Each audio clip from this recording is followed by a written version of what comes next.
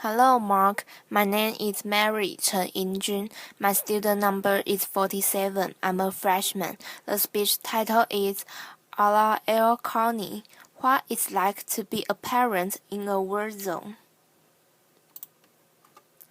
Worldwide, over 1.5 billion people experience armed conflict.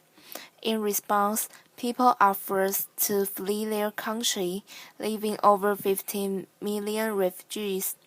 Children, without adults, are the most innocent and vulnerable victims, but not just from the obvious physical dangers, but from the often unspoken effects their words have on their families. The experiences of war leave children at a real high risk for the development of emotional and behavioral problems. Children, as we can only imagine, will feel worried, threatened, and at risk. But there is a good news. The quality of care that children receive in their families can have a more significant effect on their well-being than from the actual experiences of war that they have been exposed to. So actually, children can be protected by warm, secure parenting during and after conflict. In 2011, I was a first-year PhD student in the University of Manchester School of Psychological Sciences. Like many of you here, I watched the crisis in Syria unfold in front of me on the TV. My family is originally from Syria, and very early on, I lost several family members in really horrifying ways. I'd sit and I'd gather with my family and watch the TV. We've all seen those scenes, bombs destroying buildings, chaos, destruction, and people screaming and running. It was always the problem, screaming and running, that really got me the most, especially those terrified-looking children. I was a mother to two young, typically inquisitive children. They were 5 and 6 then, at an age where they typically asked lots and lots of questions and expected real, convincing answers. So I began to wonder what it might be like to parent my children in a war zone and a refugee camp. Will my children change? Would my daughter's bright, happy eyes lose their shine? Will my son's really relaxed and carefree nature become fearful and withdrawn? How would I cope? Would I change? As psychologists and parent trainers, we know that arming parents with skills in caring for their children can have a huge effect on their well-being, and we call this parent training. The question I had was, could parent training programs be useful for families while they were still in war zones or refugee camps? Could we reach them with advice or training that could help them through these struggles? So I approached my PhD supervisor, Professor Richard Callum, with the idea of using my academic skills to make some change in the real world. I wasn't quite sure what exactly I wanted to do. She listened carefully and passionately, and then to my joy she said, if that's what you want to do, and it means so much to you, then let's do it. Let's find ways to see if parent programs can be useful for families in these contexts. So for the past 5 years, myself and my colleagues, Professor Callum and Dr. Tim Cartwright, have been working on ways to support families that have experienced war and displacement. So to know how to help families, that have been through conflict support their children, the first step must obviously be to ask them what they are struggling with, right? I mean, it seems obvious, but it's often those that are the most vulnerable that we are trying to support that we actually don't ask. How many times have we just assumed we know exactly the right thing that's going to help someone or something without actually asking them first? So I traveled to refugee camps in Syria and in Turkey, and I sat with families and I listened. I listened to their parenting challenges. I listened to their parenting struggles and I listened to their call for help. And sometimes that was just paused. As I could do was hold hands with them and just join them in silent crying and prayer. They told me about their struggles. They told me about the rough, harsh refugee camp conditions that made it hard to focus on anything but practical cares like collecting clean water. They told me how they watched their children withdraw, the sadness, depression, anger, bedwetting, thumb-sucking, fear of loud noises, fear of nightmares, terrifying nightmares. These families have just been through what we had been watching on the TV. The mothers, almost half of them are now widows of war, or didn't even know if their husbands were dead or alive, describe how they felt they were coping so badly. They watched their children change and they had no idea how to help them. They didn't know how to answer their children's questions. What I found incredibly astonished and so motivational was that these families were so motivated to support their children. Despite all these challenges they faced, they were trying to help their children. They were making attempts at seeking support from NGO workers, from refugee camp teachers, professional medics, other parents.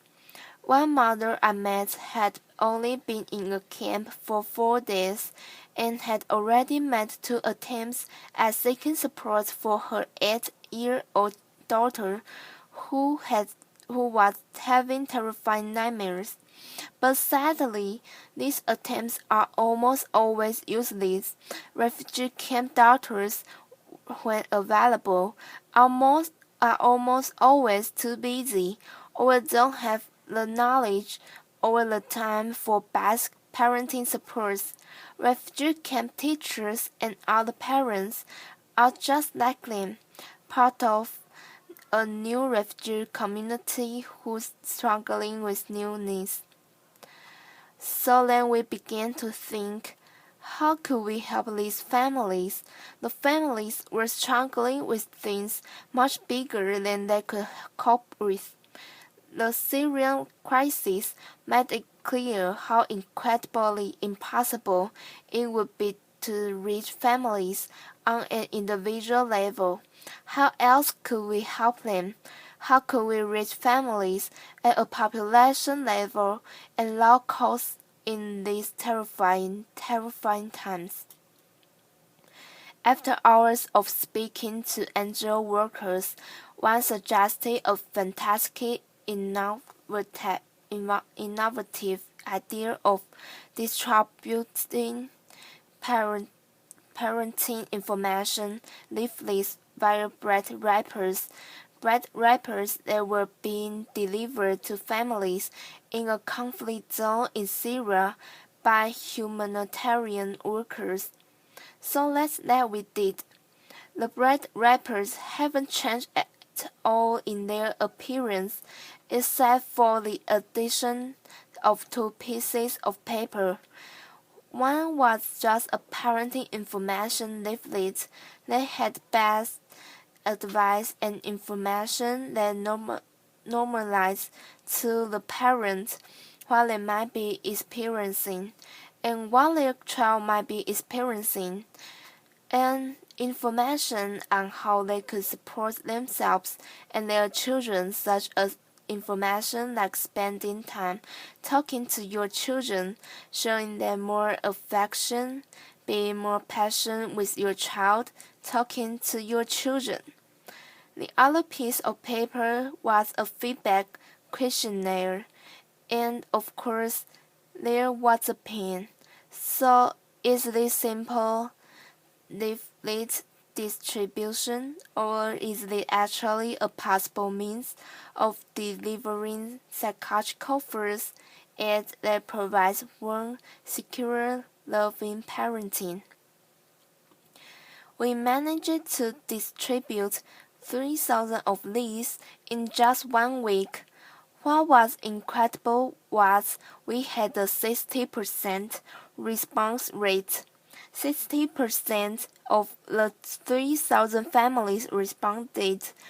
I don't know how many researchers we have here today, but that kind of response rate is fantastic. To have that in Manchester will be a huge achievement, let alone in a conflict zone in Syria, really highlighting how important these kinds of messengers were to families. I remember how excited and eager we were for the return for the questionnaires. The families had left hundreds of messages, most incredibly positive and encouraging. But my favorite has got to be, "Thank you for not forgetting about us and our children." This really illustrates the personal means of the delivery of psychological first aid to families, and the return of feedback too. Just imagine replicating this using other means, such as baby milk distribution, or female hygiene kits, or even food baskets. But let's bring this closer to home, because the refugee crisis is one that is having an effect on every single one of us. We are bombarded with images daily of statistics and of photos, and that's not surprising because by last month, over 1 million refugees had reached Europe. 1 million. Refugees are joining our communities. They are being our neighbors. Their children are attending our children's schools. So we've adapted the leaflets to meet the needs of European refugees, and we have them online, open access, in areas with a real high refugee influx. For example, the Swedish healthcare uploaded it onto their website, and within the first 45 minutes, it was downloaded 3,343 times, really highlighting how important it is for volunteers, practitioners, and other parents to have open access psychological first aid message. In 2013, I was sitting on the cold, hot floor of a refugee camp tent with mothers sitting around me, as I was conducting a focus group. Across from me stood an elder lady with what seemed to be a 13-year-old girl lying beside her. With her head on the elderly lady's knees, the girl stayed quiet throughout the focus group, not talking at all, with her knees curled up against her chest. Towards the end of the focus group, and as I was thanking the mothers for their time, the elder lady looked at me while pointing at the younger girl and said to me, "Can you help us with?" Not quite sure what she expected me to do, I looked at the young girl and smiled, and in Arabic I said, "Salam alaikum, sure is Meg. What's your name?" She looked at me really confused and unengaged, but then said, "Halu." Halu is the past name for the Arabic female name, Hala, and is only really used to refer to really young girls. At that point, I realized that actual Hala was probably much older than 13. It turns out Hala was a 25-year-old mother to three young children. Hala had been a confident, bright, bubbly, loving, caring mother to her children. But the world had changed all of that. She had lived through bombs being dropped in her town. She had lived through explosions when fighters jets were flying around their building, dropping bombs. Her children would be screaming, terrifying from the noise. Hala would frantically grab pillows and cover her children's ears to block out the noise, all the while screaming herself. When they reached the refugee camp, she knew they were finally in some kind of safety. She completely withdrew to acting like her old childhood self. She completely rejected her family, her children, her husband. Hala simply could no longer cope.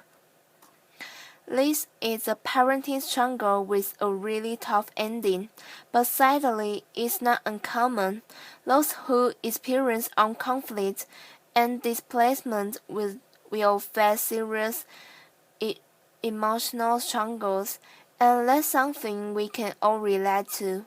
If you have been through a devastating time in your life, if you have lost someone or something you really care about, how would you continue to cope? Could you still be unable to care for yourself and for your family?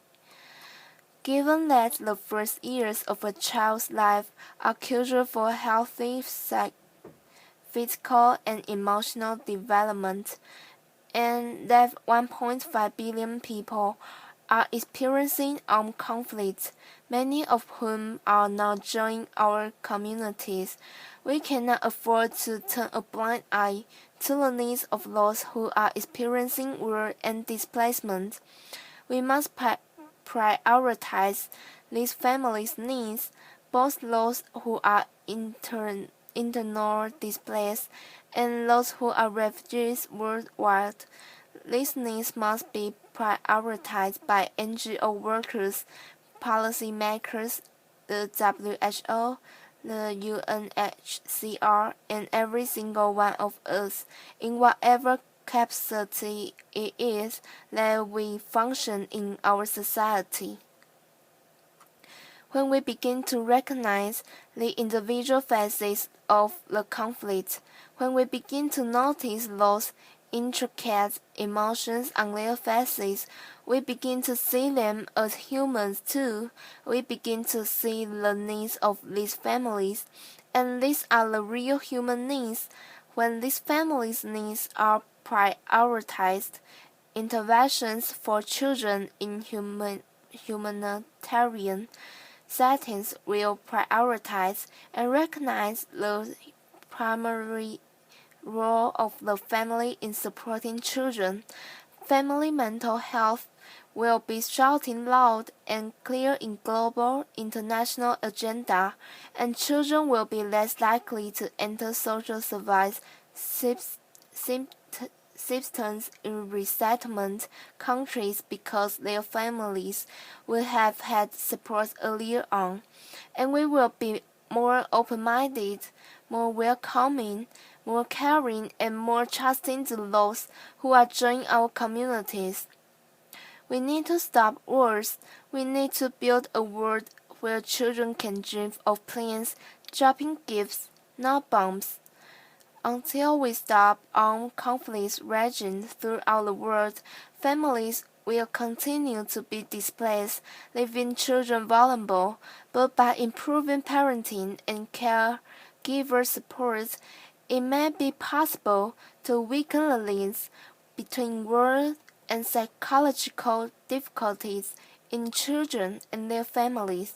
Thank you. Applause.